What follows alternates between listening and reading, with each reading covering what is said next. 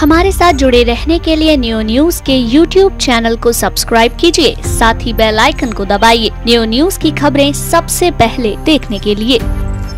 मथुरा वृंदावन नगर निगम की पहली बोर्ड बैठक की शुरुआत राष्ट्रगीत वंदे मातरम के साथ हुई, लेकिन इस प्रक्रिया के दौरान मेयर और नगर आयुक्त समेत कई पार्षद भी असहज स्थिति में नजर आए। वजह यह नहीं थी कि उन्हें राष्ट्रगीत वंदे मातरम याद था या नहीं, बल्कि वजह यह थी कि नगर आयुक्त डॉक्टर उज्जवल कुमार ने मोबाइल फोन पर वंदे मातरम गीत बजाया। उन्होंने मोबाइल फोन पर जो गीत बजाया वह बंगला भाषा में था।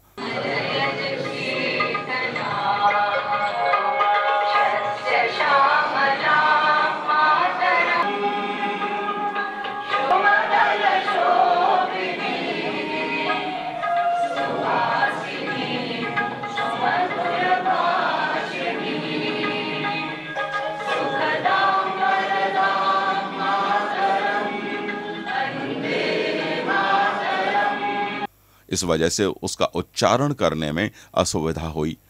इसके अतिरिक्त एक वजह यह भी थी कि सभागार में मौजूद कई लोग ऐसे थे जिन्हें वंदे मातरम गीत याद ही नहीं था।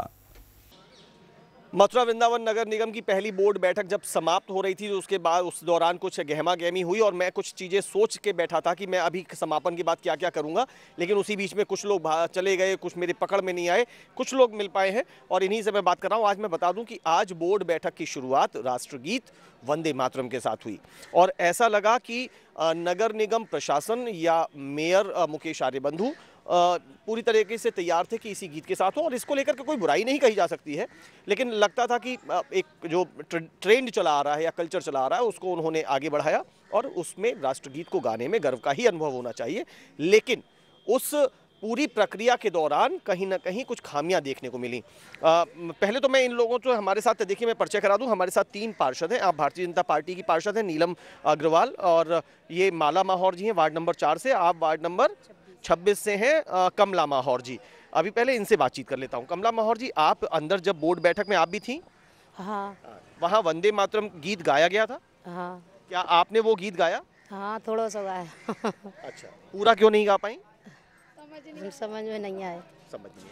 जी आप बताइए, आप कह रही थी, इधर से कुछ बोल रही थी? हाँ सर, जो वंदे मातरम जो गीत था वो हमें समझ नहीं आया, जो सिर्फ वंदे मातरम बोला था हमने वही बोला। बिल्कुल, बस यही मैं कहने जा रहा था, यही मैंने कहा भी है अपने जो मैंने स्क्रिप्ट लिखी है कि जिस समय पे पूरे गीत के दौरान उसके जो और अन्य बोल थे उस समय इन लोगों के होठ बंध जाते थे, सिल जाते थे, लेकिन जब वंदे मातरम उसमें जब बोल आते थे तो ये लोग उसको दोहरा देती थी। तो ऐसा क्यों हुआ?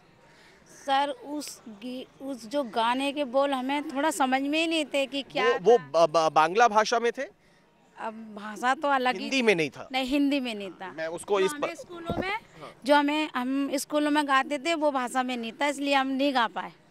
जी आप बताइए नीलम जी, क्या वहाँ पर हुआ था?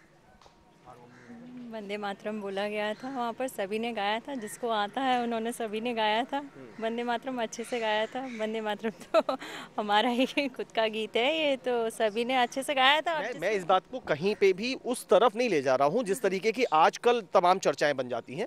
वंदे मातरम गीत को देश में गाया जाना चाहिए, वो हमारा राष्ट्रगीत है, उसके प्रति हम सबकी आस्था और श्रद्धा है।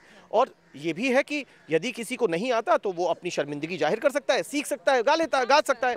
लेकिन मैं कह रहा हूँ आज जो प्रक्रिया थी वहाँ आपने देखा कि आनन फानन में जो गीत मोबाइल पर चलाया गया, वहाँ नगर आयुक्त महोदय एक मोबाइल पे उन्होंने अपना पहले से बंदोबस्त कर रखा होगा, माइक के साथ वो मोबाइल रखा और उससे वो वंदे मातरम गूंजने लगा, जबकि अंदर उसी सदन में न जाने कितने ऐसे पार्षद हो सकते थे, कई अधिकारी कर्मचारी हो सकते थे, कई और लोग हो सकते थे जो उस गीत को बिना मोबाइल की सहायता के गा सकते थे, लेकिन मोबाइल पर वो गीत लगाया गया और आनंद फानंद में संभवतः जो उसका हिंदी वर्जन है, रूपांतरण है, वो न चल करके वहाँ बांग्ला भाषा में वो गीत चलने लगा, जिससे बड़ी असहज स्थिति हो गई। यही असहजता तो आपको भी आई होगी।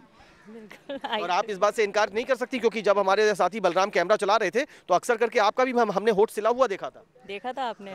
मैं तो बोल रही थी जी बोल रही थी, लेकिन जितना मुझे भी आता है मैं भी बोल रही थी।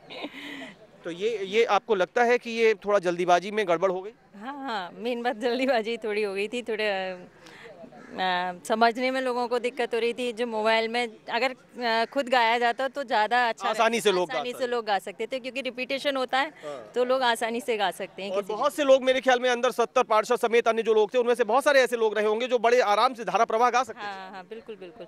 रिपीटेशन मतलब किसी भी सॉन्ग हो या हमारा जनगण मन हो, अगर पब्लिक को नहीं भी आता है तो वो अगर कोई एक व्यक्ति विशेष अगर गा रहा है हमारे सामने तो रिपीटेशन होती है तो अच्छे से गा सकते हैं वो उसको। चलिए, खैर कुल मिलाकर के ये अपनी अपनी बात है। आप लोगों का बहुत बहुत धन्यवाद। आज मैं बता रहा हूँ कि बोर्ड बैठक के दौरान राष्ट्रगीत वंदे मातरम का गान से शुरुआत की बात कही गई और उसके बाद सभी लोग अपने स्थानों से खड़े हुए।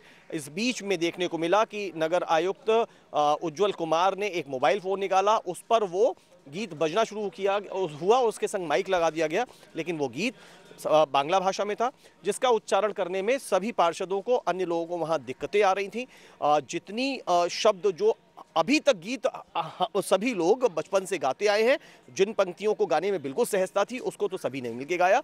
कई पंक्तियों पर लोगों के होठ सिल गए और फिर बीच में जब जब वंदे मातरम शब्द आता था तब सभी सामूहिक रूप से बोलते नजर आते थे। इससे ऐसा लगता था कि एक ट्रेंड, एक कल्चर, एक जो परंपरा का चलते रहने का एक संदेश जो दिया जा रहा है, उस संदेश को देने में आज नगर निगम की पहली बोर्ड बैठक में नगर निगम प्रशासन कहें या नगर आयुक्त कहें, उनसे कहीं ना कहीं गड़बड़ी हुई, जल्दीबाजी हुई, जिसका नमूना आज बोर्ड बैठक के दौरान देखने को मिला और उससे लगता है कि शायद ये जल्दीबाजी कहीं से भी उचित नहीं थी। नियो न्यूज़ के लिए कैमरामैन बलराम शर्मा के साथ अनूप शर्मा।